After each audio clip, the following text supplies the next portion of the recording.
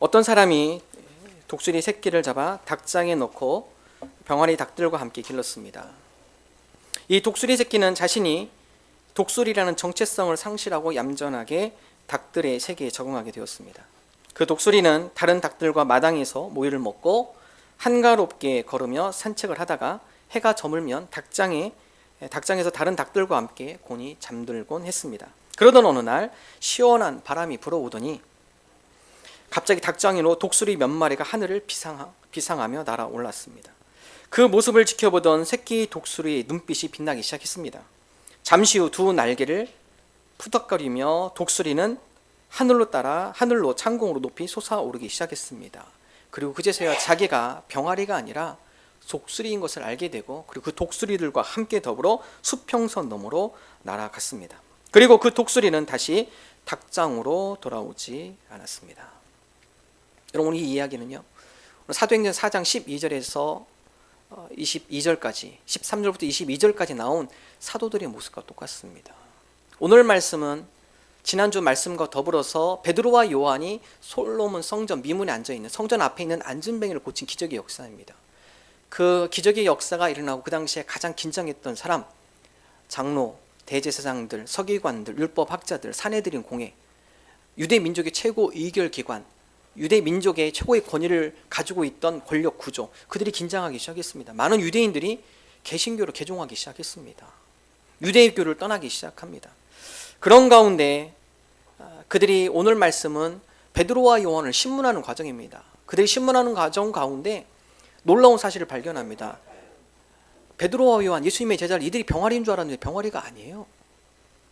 이들이 일반 평범한 범인, 특별히 성경은 그들로 하여금 시골뜨기, 시골에서 자란 못 배운 사람, 일반 범인으로 생각했는데 지내고 보니까 그런 사람들이 아닙니다. 능력의 사람인 것을 성경은 기록을 하고 있습니다. 사내들인 공회가 바로 그러한 모습을 보며 깜짝 놀란 모습이 오늘 말씀에 기록이 되어 있습니다. 사도들이, 그리고 예수님의 제자 베드로와 요한이 그렇게 변하게 된 계기가 무엇이었는가? 성경은 한 가지를 이야기합니다. 성령 받기 전과 성령 받은 이후의 모습이 달라진 것을 사도행전은 기록을 하고 있습니다. 성령 충만한 모습, 그 가운데 병아리인 줄 알았더니만 병아리가 아니라 그들은 독수리였음을 알게 되는, 깨닫게 되어지는 모습. 우리가 성령 충만할 때 베드로와 요한, 예수님의 사도들의 제자들의 모습 가운데 나타난 역사들이 우리 가운데도 나타난다는 사실입니다. 오늘 성경 말씀, 성령이 충만할 때 우리에게 나타나는 현상, 첫 번째, 우리에게 담대함이 동반이 됩니다. 우리가 성령 충만한다는 사실은 우리가 삶 가운데 담대함을 가지고 살아가는 것을 의미합니다. 오늘 성경 말씀 사도행전 4장 13절의 말씀 우리 함께 한 목소리 읽습니다. 그들이 베드로와 요한이 담대하게 말함을 보고 그들을 본래 학문 없는 범인으로 알았다가 이상히 여기며 또 전에 예수와 함께 있던 줄도 알고. 사내들인 공회가 객관적으로 평가할 때 그들이 평가한 베드로와 요한의 모습, 담대합니다. 담대함. 그들이라는 것은 사내들인 공회를 의미하죠. 사내들인 공회에는 70인으로 구성된 유대 최고의 판결기관, 그래서 그들 앞에 선다는 자체는 사실 두려움입니다. 아무리 지식이 뛰어나고 말 재주가 있고 학식이 뛰어나더라도 70인 율법학자들, 장로들, 그 사회 각 계층에서, 유대 각 계층에서 최고로 지휘자들이 앉아있는 자리입니다. 70명이 앉아있어요. 그 앞에 가서 말을 한다는 자체가 사실 두려운 존재이죠. 행여나 말을 하나 잘못하면은 그들로 하여금 잘못된 판결을 받을 수 있습니다. 사도 바울은 유대의 잘못된 판결로 인해서 매를 40대에서 한 번 가만 39대를 맞습니다. 그가 사내들인 공회의 비유를 건들거나 또 그들이 생각할 때 어떤 그들과 다른 입장을 얘기할 때 그 가운데 가혹한 그러한 형벌을 받을 수 있음에 그것을 알면서도 베드로와 요한이 두려워하지 않는 것이죠. 그리고 오늘 말씀에 보면 베드로와 요한이 성령이 충만한 가운데 담대하게 그들 앞에 서는 것을 말하게 되는 모습을 성경 기록을 하고 있습니다. 몇 달 전, 이 일이 있기는 몇 달 전, 즉 성령이 임하기 전이죠. 그들에게 어떤 현상이 있었나요? 누가복음 22장에 보면 베드로와 요한이 그런 사람이 아닙니다. 누가복음 22장에 보면 대제사장 그 뜰에까지 예수님께서 잡혀갈 때 따라가죠. 그곳을 구경을 합니다. 그러는 가운데 대제사장의 여종이 물어봅니다. 베드로, 내가 너 예수님과 함께 다니는 거 봤어. 너 예수님의 제자이지? 베드로가 강력하게 부인하죠. 몇 번 합니까? 3번 합니다. 3번. 대제사장도 아니고 대제사장의 여종 앞에서 두려워서 벌벌 떠는 베드로의 모습. 그러나 몇 달 후에 베드로의 모습이 놀랍게 바뀝니다. 사내들인 공예 그 앞에서도 전혀 두려워하지 않고 담대하게 하나님의 말씀을 전하며, 특별히 사내들인 공예로 하여금 너희들이 십자가에 못 박은 예수 그리스도, 그분의 능력에 의해서 40년 동안 못 걷던 이 사람이 걷게 된 것이다. 너희들이 십자가에 못 박히신 예수 그리스도, 그분이 진정 메시아였다. 여러분, 이것은 사내들인 공예를 본격적으로 비판하는 얘기입니다. 그들의 잘못을 지적하는 것이죠. 그것에 대해서 사내들인 공예가 어떠한 대꾸도 어떠한 답변도 하지 못하는 말씀이 오늘 말씀에 기록이 되어 있습니다. 여러분, 그렇습니다. 우리가 성령으로 충만할 때 우리에게 나타나는 현상 중에 하나는 담대함입니다. 우리 가운데 여러 가지 고난과 환난이 있을 수 있어요. 그러나 우리가 성령 충만함으로 살아간다는 것은 세상의 위험과 세상의 위협과 세상의 핍박과 고난이 있다 할지라도 그것에 주눅들며 그 고난에 좌절하는 삶이 아니라 그것을 헤쳐나갈 수 있는 담대함, 용기입니다. 그래서 영어 성경은 이 부분을 courage라고 해석하기도 합니다. 예전에 베드로와 예수님의 제자들이 벌벌벌 떨었는데, 대제사장 앞에 가서도 그 여종 앞에서도 벌벌벌 떨었는데 그러한 모습이 사라졌어요. 그들 가운데 용기 있는 모습이 생겼습니다. 고난이 오더라도 그 고난을 기꺼이 감당하고 그 가운데 진리 가운데 거하고 살아가고자 하는 커리지, 용기가 그들에게 생겼습니다. 그럴 수 있었던 것은 다른 거 없습니다. 성경 말씀에 보면 그 전환점이 무엇이었는가? 성령의 임재입니다. 베드로와 이 성령으로 충만하다 보니까 그 고난에 굴하지 않아요. 어려운 여건과 환경 가운데서도 용기를 잃지 않는, 용기 있게 도전하는 베드로와 요한의 모습이 기록이 되어 있습니다. 또 오늘 말씀에 보면 사내들인 공예가 그들을 어떻게 생각하냐? 학문 없는 범인으로 생각했습니다. 일반 평민, 특별히 저쪽 갈릴리라는 시골 촌뜨기. 그래서 정확한 해석은 무식쟁이, 배우지 않는 무식쟁이. 근데 사내들인 공예가 깜짝 놀랍니다. 베드로의 설교는 구약의 말씀을 인용하면서 자유자재로 그 가운데 예수님께서 메시아라는 것을 구약의 말씀을 인용해서 사내들인 공예 율법학자들이 얘기합니다. 예전에는 학문이 없는, 배우지 않은 정식적인 토라 학교, 율법 학교를 나오지 않은 일반 평범한 사람이라고 생각했는데 그게 아니에요. 율법 학자들보다도 더 탁월한 하나님의 말씀 이해의 능력을 갖고 있습니다. 바로 그들이 이렇게 변할 수 있었던 것, 성령이 임미 전에는 그들에게 그런 모습이 없었죠. 그러나 성령이 그들 가운데 충만하게 임하는 가운데 그들이 변화된 모습, 하나님의 말씀의 지식이 그 가운데 풍성하게 임하고 그 말씀을 해석하는 능력이 임하고 그리고 그 말씀을 통해 그리스도를 그들이 증거하는 모습을 성경은 기록하고 있습니다. 성경은 또 영어 성경은 다른 번역으로 이것을 confidence, 확신이라고 합니다. 그들이 얘기하는 게 확신이 있어요. 부활하신 주님을 그냥 허구로 이야기하는 것이 아니라 부활하신 주님을 만난 확신을 가지고 얘기하는 확신이 있는 모습, 성령의 임재 가운데 그들 가운데 믿음의 확신을 가지고 증거하는 모습, 또한 나타나는 모습 가운데 예전에는 표적과 능력이 잘 나타나지 않았습니다. 그러나 성령의 임재 가운데 나타나는 모습, 표적과 이적이 나타나요. 능력이 나타납니다.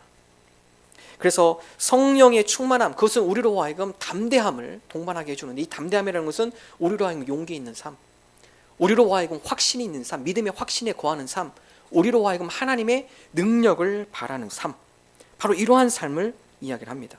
예수님께서 이미 다음같이 말씀하셨습니다. 요한복음 16장 33절 함께 한 목소리 읽습니다.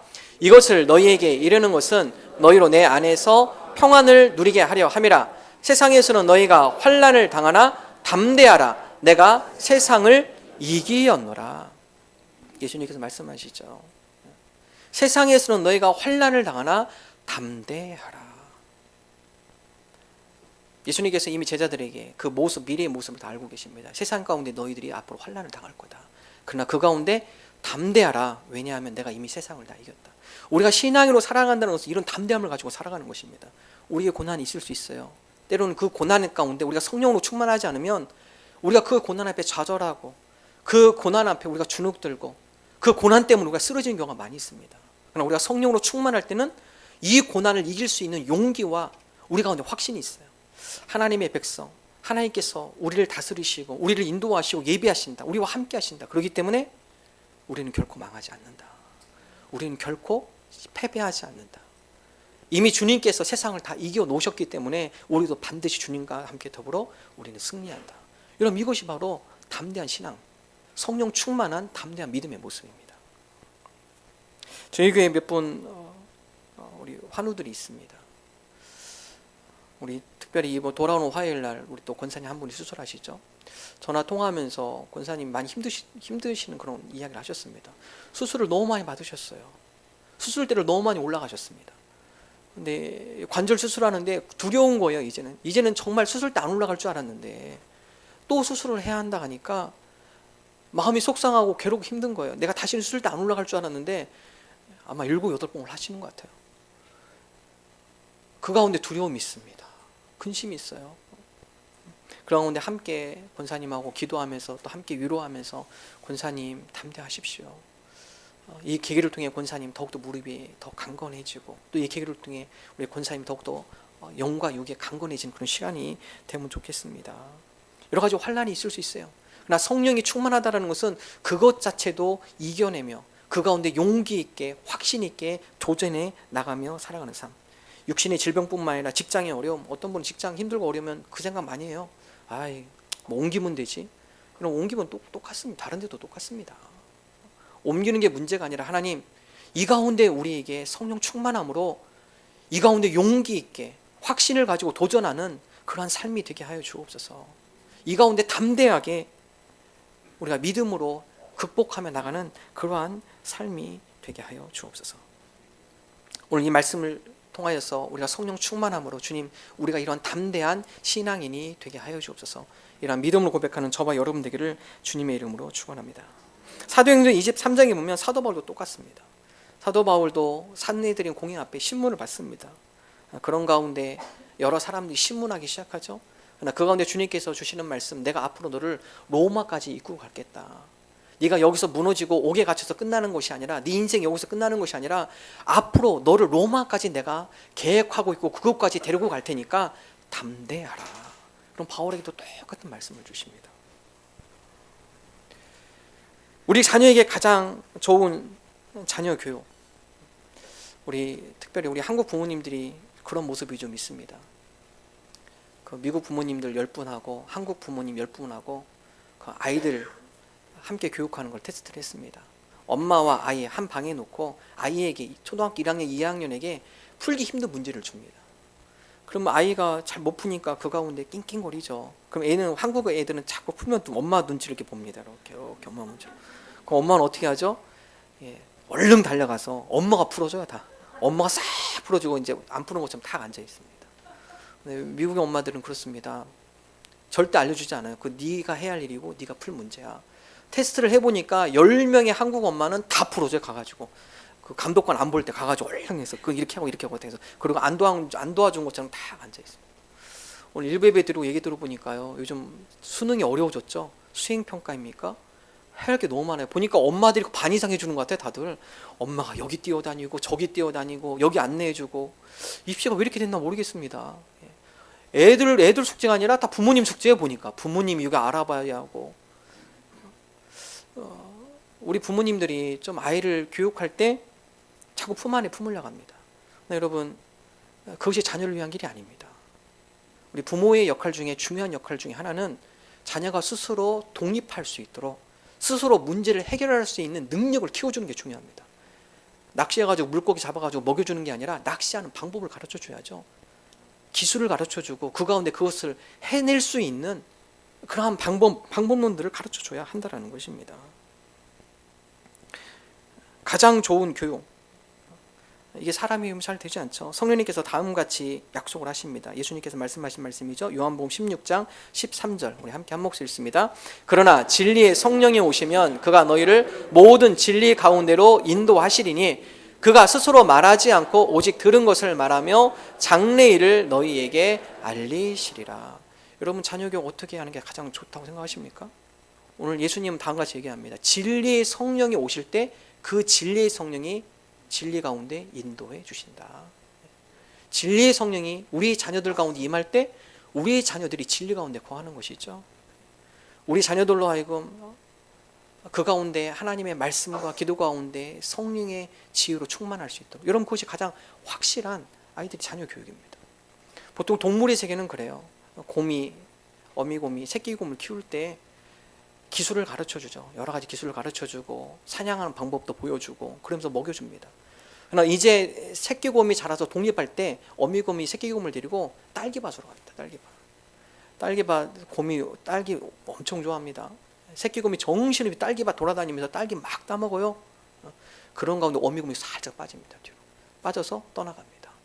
새끼곰이 나중에 보다 보니까 엄마가 없어졌어요. 어떻게 하죠? 엄마 찾아가는 게 아니라 스스로 독립해 나갑니다. 이건 동물의 법칙이에요. 동물의 법칙. 우리 유도 안 되는 우리 인간이 그렇죠. 인간이 30살 돼도 내 자식, 어이구 내 자식, 어이구 내 자식. 예. 껴안고 사세요. 예. 근데 그게 자녀를 위한 것이 아닙니다. 자녀를 독립시키고 그 가운데 스스로 주도적으로 생활할 수 있도록 옆에서 코치해 주는 것, 이런 이것이 올바른 자녀 교육이라고 합니다. 어떤 분이 다음과 같은 얘기를 해요. 자녀들로 하여금 배부른 돼지로 키우지 말아라. 좀 강한 얘기입니다. 그냥 아이들 잘 먹여주고 좋은 거 먹여주고 좋은 옷 사주고 좋은 신발 사주고 필요할 때 용돈 주고, 이게 자녀 교육의 최선이라고 생각하면 큰 오산입니다. 영은 다 죽어가요. 다 죽어갑니다. 가장 좋은 자녀 교육의 방법은 그 아이들로 하여금 진리의 성령이 그들을 지도하고 인도할 수 있도록 말씀과 기도 가운데 분별력을 갖고 생활할 수 있도록 신앙적으로 인도해 주는 것, 이것만큼 확실한 거 없습니다. 저도 제가 중고등부 신을 지나보면 다른 어떤 것보다도 하나님의 말씀과 기도 가운데 그 가운데 깨닫게 해주시고 그 가운데 비전 주시고 그 가운데 사명 주시고 그 가운데 분별력 주시고 그 가운데 죄악과 싸우려고 하고 몸부림이 있고, 가장 좋은 교육이에요. 가장 완벽한 교육입니다. 성령님의 인도함에 따라 훈련받는 교육, 바로 그러한 가운데 우리 가운데 담대한 신앙의 모습, 믿음의 모습이 나타나게 되어진다는 것입니다. 그러기 위해서는 우리 자녀들로 하여금 말씀에 자꾸 노출시켜야 돼요. 왜 그렇습니까? 믿음은 말씀에서 시작이 되기 때문에 그렇습니다. 로마서 10장 17절 말씀 우리 함께 한 목소리 읽습니다. 그러므로 믿음은 들음에서 나며 들음은 그리스도의 말씀으로 말미암았느니라. 우리 자녀들이 믿음이 생기는 거 지금 정말 힘듭니다. 신앙교육 하기 정말 힘든 때예요. 아이들 다 스마트폰 갖고도 있죠. 요즘 애들, 여러분 한번 생각해 보십시오. 여러분 자녀들이 하루에 일주일에 얼마만큼 말씀 가까이 하시나요? 아마 중고등부 다닌 자녀들은 중고등부 예배, 아동부, 그래도 우리 아동부는 예배뿐만 아니라 큐티집을 통해서 매일 숙제를 시키죠. 숙제를 시킵니다. 한 가지 여러분 우리가 함께 공감하고 함께 우리가 생각해봐야 할 문제, 그럼 자녀교육 교회가 다 책임지지 못합니다. 교회가 다 책임지겠지? 큰 오산이에요. 집에서 함께 병행하셔야 합니다. 첫 번째는 여러분이 삶의 모습을 보여줘야 하고, 두 번째는 자꾸 말씀에 노출시켜야 돼요. 여러분 생각해 보십시오. 우리의 자녀들 얼마만큼 한 주간 말씀을 가까이 합니까? 말씀을 가까이 하지 않고 여러 가지 세속의 문화에 가까이 돼 있죠. 스마트폰 있기 때문에 게임하고 그거 가지고 여러 가지 드라마 보고. 저희 아이가 초등학교 5학년, 큰애가 5학년입니다. 얘가 월요일날 화요일이군요. 예. 슬프대요. 왜 이렇게 슬프니? 그러니까 구름이 그린 달빛인가요? 그거 종영됐다고 얘가. 이렇게 슬플 수가 있냐고. 예. 저희 집은 TV가 없어요. 없는데 설거지할 때 그 TV 싱크대에 조금만 달려있는 그거 있죠. 11시, 10시에 그거 앞에서 이렇게 그걸 끝까지 보고 있는 거 보면 처량하기도 하고. 근데 요즘 문화가 그래요. 학교에 가면 애들이 다 그 얘기 한대요. 박보검입니까? 박보검 얘기해야 하고 스토리가 어떻게 됐고. 요즘에 그런 문화에 애들이 휩쓸려 살아가는 거죠. 그러니까 거기에 올인하고 거기에 생각하고 그 틀에 맞춰지는 겁니다. 애들이 말씀을 그 가운데 노출되지 않으면 말씀으로 하여금 그들이 생각하고 고민할 시간이 없어요. 이미 세상이 그런 문화 가운데 휩쓸려서 떠내려가는 거죠. 그게 다인 것 같고 거기서 나오는 모든 것들이 제일 최고인 것 같고 그렇게 살아가고 있습니다. 현재 우리 아이들이. 우리가 우리의 자녀들을 제대로 교육시킨다는 거 말씀 자꾸 노출시켜야 돼요. 우리 아이들이 진리의 성령님이 그 가운데 오셔서 그 가운데 그들을 지도하고 인도할 수 있도록 우리가 안내해 주는 역할. 그래서 자꾸 여러분 말씀에 우리 아이들 노출시켜야 돼요. 좋은 말씀. 일부 예배 보니까 일부 예배는 우리 자녀들 데리고 온 우리 부모님들이 있습니다. 일부 예배 교사로 섬기시는 분들은 와서 자꾸 말씀을 듣고 또 주일뿐만 아니더라도 여러분이 들은 좋은 말씀이면 그런 것들을 통해서 함께 들을 수 있도록 안내해 주는 역할. 어떤 분은 그래, 목사님 애들인데요. 벌써부터 그런 얘기 하십니까? 그렇지 않습니다. 사도행전 2장 17절 말씀 우리 함께 한 목소리 읽겠습니다. 하나님이 말씀하시기를 말세에 내가 내 영을 모든 육체에 부어 주리니 너희 자녀들은 예언할 것이요 너희의 젊은이들은 환상을 보고 너희의 늙은이들은 꿈을 꾸리라. 오늘 말씀에 보면 너희 자녀들, 말세에 내가 내 영을 부어준다. 성령을 어디에? 모든 육체입니다. 모든 육체. 어른 아니에요. 어른뿐만 아닙니다. 오늘 성경은 우리에게 모든 육체에게 내가 내 영을 부어주겠다. 이 영을 부어줄 때 너희의 자녀들은 예언한다. 젊은이들은 환상을 본다. 너희 늙은이들은 꿈을 꾼다. 여러분, 여기 나와 있는 예언과 환상과 꿈, 여러분, 이건 구약에 많이 나온 단어예요. 하나님께서 선지자 예언자들을 불러서 하나님의 뜻을 무엇을 통해 얘기해 주죠? 꿈을 통해서, 환상을 통해서. 에스겔을 들어서 에스겔 골짜기 환상을 보여줘. 마른 뼈가 들어맞고 살이 돋고, 환상을 통해서 이스라엘 백성이 일어날 것을 보여주는 것이죠. 꿈을 통하여서, 요셉의 꿈을 통하여서 요셉의 미래를 보여주고 이스라엘 역사를 보여줍니다. 구약에는 하나님께서 직접 선지자들에게 환상을 보여주고 꿈을 보여주고 예언을 통해서 하나님의 마음을 전해줬어요. 근데 신약은 바뀝니다. 예언자가 아니라 모든 사람에게입니다. 모든 사람에게 성령의 은혜를 부어주심으로 말미암아 어린 자녀들이 예언, 여기서 예언이라는 것은 미래를 맞추는 게 아니라 하나님의 말씀을 선포하는 것을 의미합니다. 하나님의 대리자로 하나님의 마음을 품게 하고 하나님의 마음을 입으로 선포하는 하나님의 선지자, 누구에게요? 자녀들에게입니다. 성령으로 충만할 때, 하나님의 영으로 우리 자녀들이 충만하게 채워질 때 하나님의 마음을 깨닫게 되는 것이죠. 하나님의 뜻 가운데 거하려고 그 가운데 몸부림이 일어나는 것입니다. 성령이 임할 때 우리 자녀들은 예언할 것입니다. 젊은이들이 하나님의 마음, 하나님의 뜻을 품고 환상을 보고 너희 젊은이들은 꿈을 꾸리라. 바로 이러한 성령님과 동행하는 삶 가운데 우리의 자녀들이 믿음의 자녀가 되는 것이고요. 고난, 여러 가지 위협, 핍박, 그 가운데 좌절하고 낭망하는 것이 아니라 그것을 돌파할 수 있는 용기, 그것 가운데 확신을 가지고 나가는 담대한 믿음, 그 가운데 능력이 나타나는 삶, 그러한 믿음의 삶이 성령 충만을 통해 보여지게 되어진다는 것입니다. 오늘 저와 여러분이 먼저 성령으로 충만하기 원합니다. 우리가 담대한 신앙인이 되기를 원합니다. 고난과 어려움 가운데 좌절하고 낭망하는 것이 아니라 이미 그 모든 가운데 승리케 하신 주님, 우리가 믿음으로 확신을 가지고 능력 있게 담당하게 하여 주옵소서. 우리의 자녀, 우리의 가정이 바로 이러한 성령 충만한 가정이 되게 하여 주옵소서. 이러한 믿음을 고백하는 저와 여러분 되기를 주님의 이름으로 축원합니다. 두 번째, 오늘 말씀에 보면 성령 충만을 통해서 나타나는 현상, 사도들에게 임한 위협, 핍박, 그들은 그것을 에너지화 시켰습니다. 핍박이 그 가운데 임하는데 그것 때문에 그들이 쭈그려드는 것이 아니라 더 큰 에너지가 나왔어요. 이 역사는 성령님께서 그 가운데 충만케 역사하시고 핍박과 고난을 에너지로 승화시키는 역사를 성령님께서 일으켜 주셨다는 것입니다. 사도행전 4장 17절의 말씀 우리 함께 한 목소리로 읽겠습니다.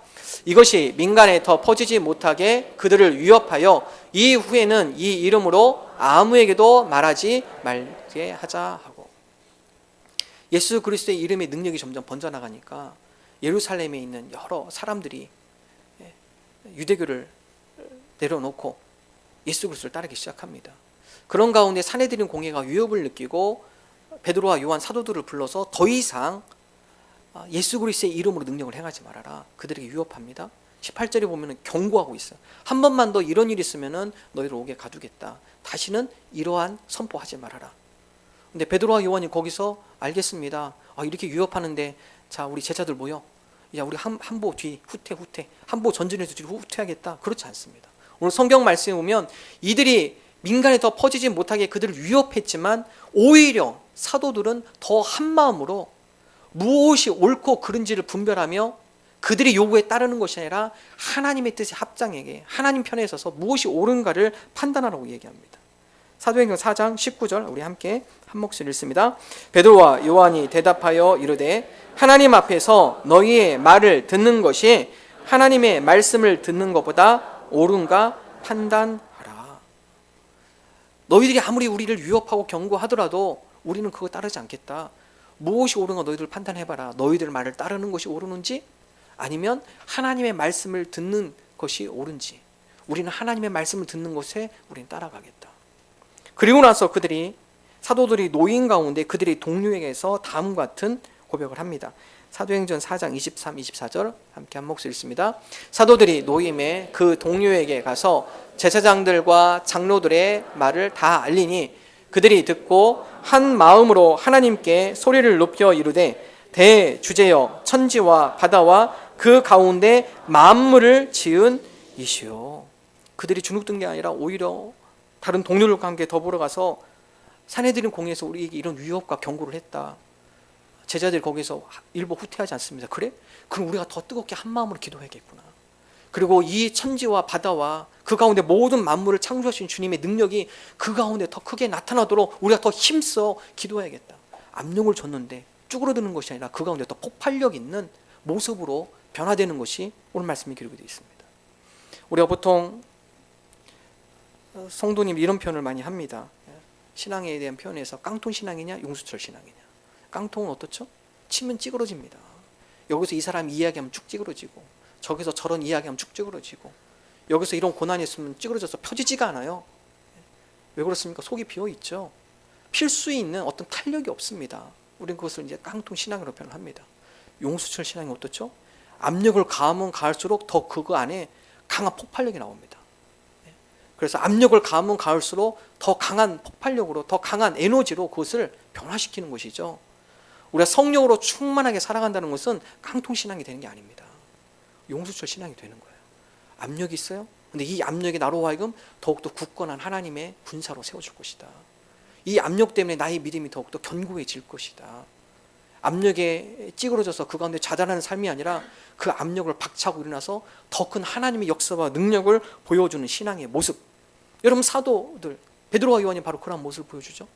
압력을 가해요. 위협을 가해요. 만약에 우리 말 안 들으면 너희들 옥에 가두고 태장 40대에서 한 대 뺀 39대 매를 맞을 수도 있어. 잘못하면 너희들이 죽을 수 있어. 그렇지만 그들이 거기에 굴하지 않습니다. 하나님이 원하시는 길이라면 우리가 너희들 말보다 하나님의 뜻을 우리가 선택하겠다. 하나님의 뜻 가운데 우리가 순종하며 나아가겠다. 예루살렘 교회, 초대교회가 보여준 모습이 바로 이러한 교회의 모습입니다. 초대교회 예루살렘 교회 가운데 핍박이 그 가운데 가해지기 시작합니다. 핍박의 망치로 예루살렘 교회를 꽝 치면 다 부서질 줄 알았어요. 핍박의 망치로 그들을 괴롭히면 그들이 다 그만둘 줄 알았습니다. 어떻습니까?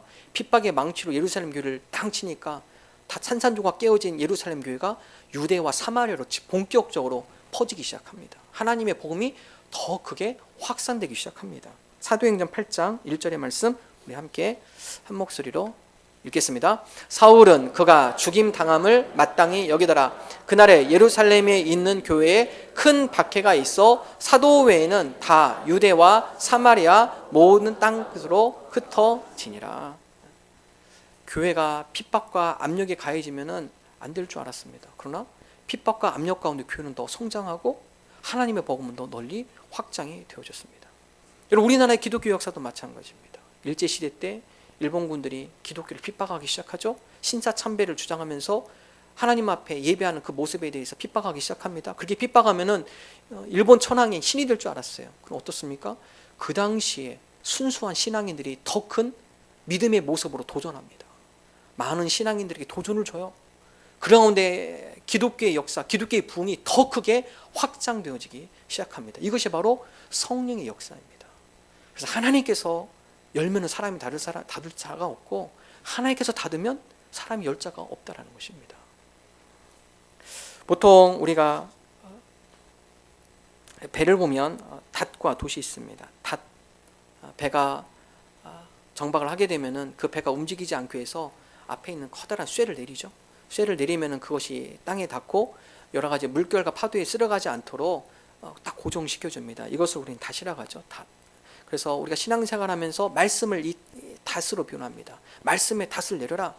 이 세상 가운데 말씀의 닷을 내리면 세상의 여러 가지 파도와 세상의 여러 가지 문화, 세속적인 문화들 그런 가운데 우리가 떠내려가지 않아요. 그 문화에 휩쓸려서 동동동 따라가지 않습니다. 말씀의 덫이 우리를 붙잡아줘서 그 가운데 잘 정착하도록 정박하도록 그 가운데 우리의 균형이 흐트러지지 않도록 잘 잡아주는 것이죠. 말씀의 덫과 더불어서 돛이 있습니다. 배에는 돛. 돛은 무엇이죠? 돛은 바람이 불 때 그 바람을 이용해서 에너지를 생산해내는 것이죠. 배가 항해를 할 때 바람이 불면 배의 저항이 일어나는 것이죠.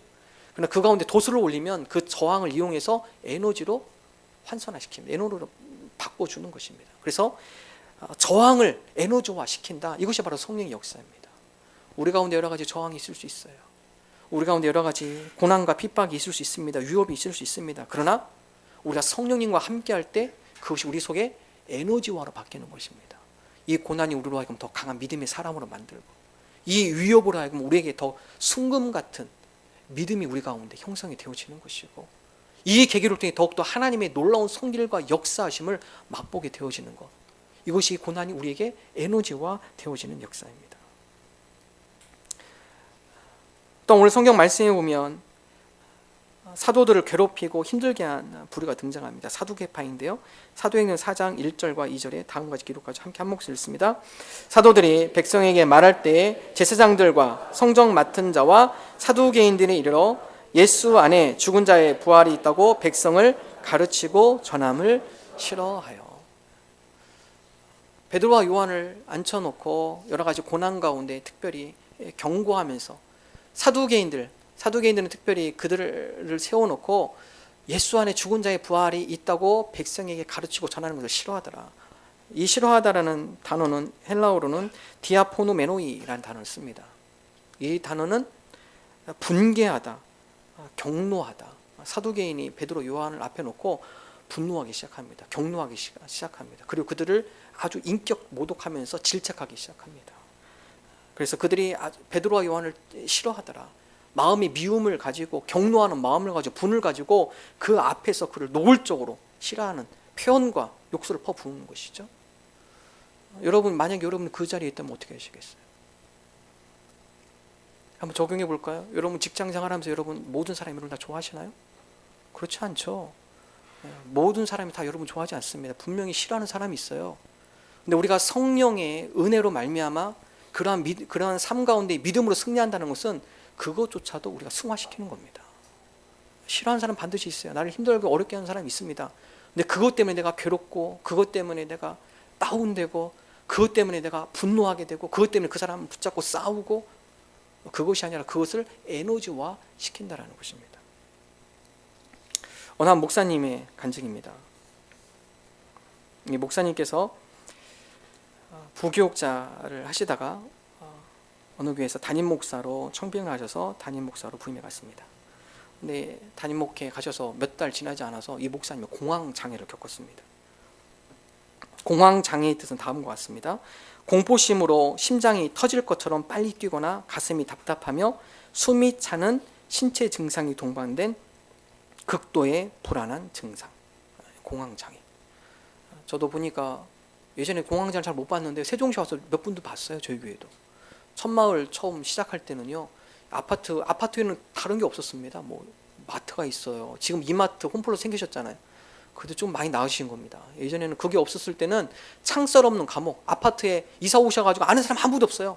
남편이 출근하면 내내 집안에 가만히 있어요. 창살 없는 감옥. 아는 사람이 있어 나오죠.